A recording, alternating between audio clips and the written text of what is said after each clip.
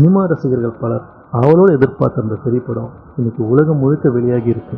வெளியான முதல் நாளில் மக்கள் மத்தியில் நல்ல வரவேற்பு பெற்றிருக்கும் இந்த படம் வசூல் ரீதியாக சாதனை படைச்சிட்டு வருது. இதற்கிடையில் தனுஷ், சிவகார்த்திகேயன், ஜீவா, கௌதம் கார்த்தி, பாண்டியராஜ், உதயநிதி ஸ்டாலின் போன்ற சினிமா நட்சத்திரங்கள் இந்த படத்திற்கு வாழ்த்தையும் ஆதரவையும் தங்கள் அதிகாரப்பூர்வ ட்விட்டர் பக்கத்தில் பதிவு செஞ்சிருக்காங்க.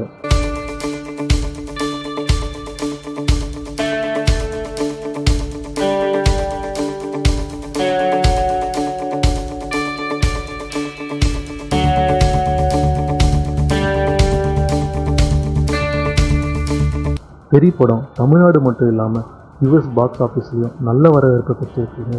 சுமார் 145 காட்சிகள் மூலம் முதல் நாளில் $2 லட்சம் குவிச்சு சாதனை படைச்சிருக்கு. யுஎஸ் பாக்ஸ் ஆஃபீஸில் ரஜினி இல்லாமல் மற்ற நடிகர் நடித்து இவ்வளவு வசூலிப்பது இதுவே முதல் முறை. இதுக்கு முன் ஐ படம் $1,68,795 வேதாளம் $92,392 வசூலித்தது.